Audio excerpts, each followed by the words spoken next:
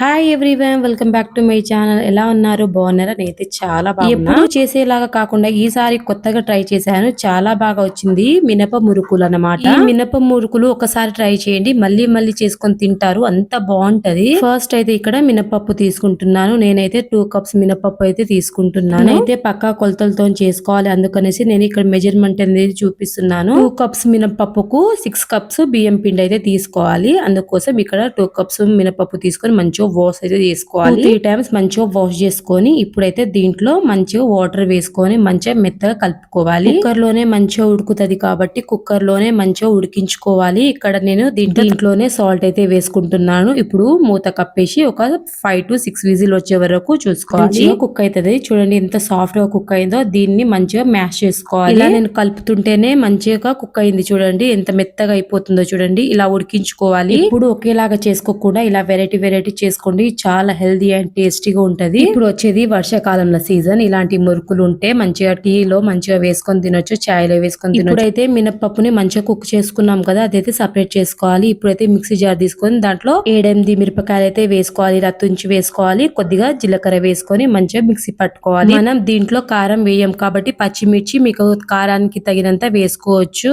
ఇదే mixie jar లో ఇప్పుడు మనం ఉడికించుకున్నాం కదా పప్పు, అది వేసుకొని ఇంకోసారి మంచిగా మిక్సీ పట్టుకోవాలి. కొంచెం గట్టిగా అనిపిస్తే కొద్దిగా వాటర్ వేసుకొని ఇలా మెత్తగా మిక్సీ పట్టుకోవాలి. ఇప్పుడైతే ఒక మిక్సింగ్ బౌల్ తీసుకొని మనం ఏ కప్పుతోని మినపప్పు తీసుకున్నామో అదే కప్పుతోని మనము 1 కప్పు మినపప్పు తీసుకుంటే 3 కప్స్ అయితే బియ్యం పిండి వేసుకోవచ్చు. నేనైతే ఇక్కడ 2 కప్స్ మినపప్పు తీసుకున్నాను కాబట్టి 6 కప్ అయితే బియ్యం పిండి అయితే వేసుకోవాలి. ఇక్కడైతే నేను పిండి జల్లించుకుంటున్నాను, ఏదైనా నలుకున్నా పోతది. ఇప్పుడు ఇదే పిండిలో కొంచెం వామ్ అయితే వేసుకుంటున్నాను. కొంచెం టేస్ట్ తినేటప్పుడు కూడా బాగుంటది, స్మెల్ కూడా బాగుంటది. కొద్దిగా కలోంజీ సీడ్స్ కూడా వేసుకుంటున్నాను. కలోంజీ సీడ్స్ కొద్దిగా వేసుకోవాలి, తినేటప్పుడు చాలా బాగుంటది. కలోంజీ సీడ్స్ వేసుకున్న తర్వాత దీంట్లోనే కొద్దిగా నువ్వులు అయితే వేసుకుంటున్నాను. నువ్వులు వేసుకున్న తర్వాత టేస్ట్ కి తగినంత కొంచెం సాల్ట్ అయితే వేసుకుంటున్నాను. నాకైతే 1 టేబుల్ స్పూన్ సాల్ట్ అయితే పడ్డది. సాల్ట్ కూడా వేసుకున్న తర్వాత ఇప్పుడు ఒకసారి మంచిగా కలుపుకోవాలి. అన్ని కలిసే విధంగా మంచిగా కలుపుకోవాలి. వీడియో కొంచెం లెంత్ అవుతుంది అనేసి నేను కొంచెం స్పీడ్ గా పెట్టినా, కొంచెం చూసుకుంటా మీరు వేసుకోండి. అన్ని వేసుకున్న తర్వాత ఇలా మంచిగా కలుపుకోవాలి. మంచిగా పిండిలోని కలుస్తుంది అనమాట. ఇలా మంచిగా కలుపుకున్న తర్వాత ఇప్పుడు కాల్చి చల్లార్చుకున్న నెయ్యిని అయితే వేసుకుంటున్నాను. మీ దగ్గర బటర్ ఉంటే బటర్ కూడా వేసుకోవచ్చు, ఆయిల్ ఉంటే ఆయిల్ కూడా వేసుకోవచ్చు. కొంచెం వేడి చేసుకొని వేసుకోవాలి. నేనైతే ఇక్కడ నెయ్యిని అయితే వేసుకుంటున్నాను. ఇలా నెయ్యిని వేసుకున్న తర్వాత చేతితోని కలపకుండా ఇలా గరిటతోని మంచిగా కలుపుకోవాలి. వేడిగా ఉంటది కదా, ఇలా ఒకసారి కలుపుకున్న తర్వాత గరిటతోని తర్వాత చేతితోని కలుపుకోవాలి. మంచిగా వేడిగా నెయ్యి వేసాను కాబట్టి ఇలా మంచిగా గరిటతోని కలుపుకున్న తర్వాత చేతితోని ఇలా ఉండల్లాగా లేకుండా ఇలా మంచిగా కలుపుకోవాలి. ఇలా నేను చూపిస్తున్న విధంగా మంచిగా కలుపుకోవాలి. ఇలా కలపడం వల్ల పిండికి అనేది నెయ్యి అనేది మంచిగా పడుతుంది. ఇలా కలుపుకున్న తర్వాత ఒకసారి ఇలా ముద్దలాగా ఫామ్ అవుతుందా లేదా అనేది చూసుకోవాలి. పిండి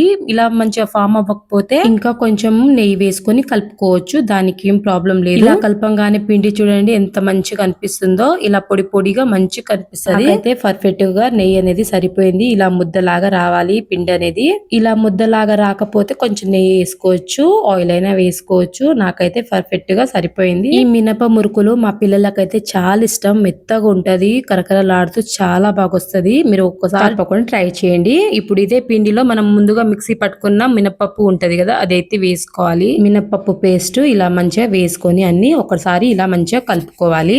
కొంచెం టైం స్పెండ్ చేసి చేసుకుంటే ఇంట్లోనే హెల్దీగా మంచిగా చేసుకోవచ్చు. ఇలాంటి పిండి వంటలు చేసేటప్పుడు ఒక 2 కూర్చొని చేసుకుంటే ఇంకా ఈజీగా అయిపోతది. టైం కూడా తెలియకుండా మంచిగా ఇంట్లోనే హెల్దీగా చేసేసుకోవచ్చు. ఇంతకీ మన ఛానల్ సబ్స్క్రైబ్ చేసుకున్నారా? సబ్స్క్రైబ్ చేసుకుంటే ఒక చిన్న లైక్ ఇవ్వడం మాత్రం అస్సలు మర్చిపోకండి. ఈ ఒక్క లైక్ నాకు చాలా సపోర్టివ్ గా ఉంటది, చాలా ఎంకరేజ్మెంట్ గా ఉంటది. ఒక చిన్న లైక్ ఇవ్వడం మాత్రం అస్సలు మర్చిపోవద్దు. 5-10 నిమిషాలు ఇలా పిండిని అయితే మంచిగా కలుపుకోవాలి. ఇలా ఒకటేసారి కలుపుకుంటే చేసేటప్పుడు కూడా ఈజీ అయిపోతుంది. నేనైతే 2 kgs వరకు అయితే చేసుకుంటున్నాను మురుకులు. 1 వీక్ లో అయిపోతుంది మా ఇంట్లో. మా పాప అయితే స్కూల్ కి వెళ్ళేటప్పుడు ఇక స్నాక్స్ లాగా ఇదే తీసుకెళ్తది. ఆమెకైతే చాలా ఫేవరెట్, చాలా ఇష్టం ఆమెకి. ఇలా పిండి కలిపిన తర్వాత ఒక క్లాత్ అయితే పెట్టేసేయాలి గాలి తగలకుండా. ఇప్పుడైతే స్టవ్ మీద డీప్ ఫ్రై కి సరిపడా ఆయిల్ అయితే వేసుకోవాలి. ఆయిల్ వేసుకున్న తర్వాత మురుకుల గొట్టం ఉంటది కదా, దానికైతే ఆయిల్ అప్లై చేసి కొద్దిగా పిండి వేసుకొని మురుకులాగా ఒత్తుకోవడమే. మురుకుల గొట్టానికి ఆయిల్ అప్లై చేసేటప్పుడు చాలా ఈజీగా అయిపోతది. కొంచెం గట్టిగా అనేది ఉండదు, మెత్తగా. మురుకులు చేసేటప్పుడు 3 హోల్స్ ఉన్న ప్లేట్ అయినా పెట్టుకోవచ్చు. నేనైతే ఇక్కడ వేరే ప్లేట్ అయితే పెట్టుకొని చేస్తున్నాను. మీరైతే 3 హోల్స్ ఉన్న ప్లేట్ పెట్టుకొని చేసేయచ్చు. నేనైతే ఒక స్టిక్కీ లాగా కొంచెం మురుకులు కొంచెం